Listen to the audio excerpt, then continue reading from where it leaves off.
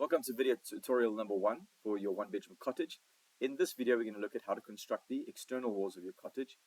The perimeters for the external walls are 7,200 millimeters by 7,200 millimeters. So it is an exact square. We're going to exclude the patios from this video. So you need to move across to SketchUp, and if you haven't done this already, you need to ensure that your model info is turned to millimeters and precision 0. And we need to ensure that our scenes are set to the top view with a parallel projection. That is not parallel, so we click it one more time and I'm in parallel projection. So I'm going to pan, so you can pan by clicking on the pan button, alternatively hitting the H key, right? Or in my case, I can just hold down the scroll button on my mouse and shift, and I can drag, pull down to the corner. I'm going to zoom out a little bit, just so that I've got a bit more space to see on my design sort of space over here. I'm then going to click the rectangle command. I'm going to place it, I'll start on the axis, and I'm going to move out, and I'm going to go 7,200, 7,200. I'm going to type that in.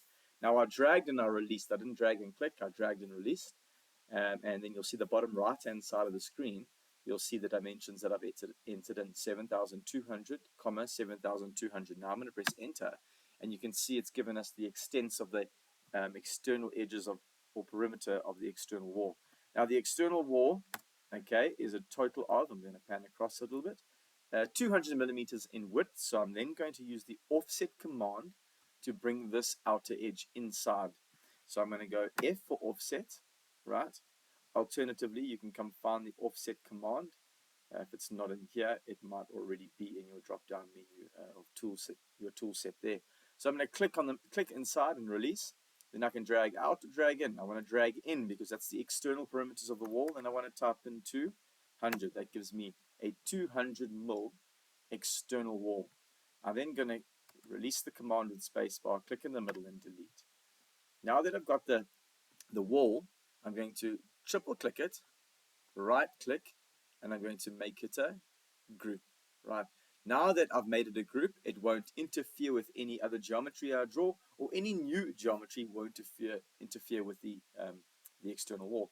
I immediately want to create a tag for that, so I'm going to go plus to create a new tag, and I'm going to call this wall dash external. Okay, and I'm going to press OK. I'm then going to take the tag, highlight, so make sure that the tag goes blue, and then I'm going to click on the object, and you'll see it highlights purple edges. That means that it's been tagged. Now I can click on the eye and hide the wall should I need to. But before we finish this tutorial, we're going to orbit around. I'm using the scroll key on my mouse. You can click on orbit, or alternatively 0, sorry not 0, O for shortcut. Now I want to push and pull this, and you'll notice that if I go to the push and pull command, which is probably your predominant command for what we're going to be doing now, I'm going to press P. You can see I can't access it. It denies me access. It's because it's a group. I cannot manipulate a group unless I triple click or double click on it and I have the meshy sort of spotted face. Then I can press P and pull. We're going to now press pull to the height of the external walls, and that we will find on our sectional elevation. The height of the wall, and we want to work from ground level. So NGL is natural ground level. So from the ground level, right, to the top of the ceiling, to the top of the wall in line with the ceiling or tie beam, bottom of the rafter, is going to be 3250.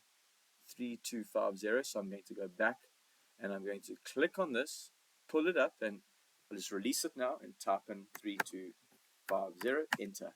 And the external walls have been generated for us at a measurement of 3250. That is video tutorial number 1, external walls.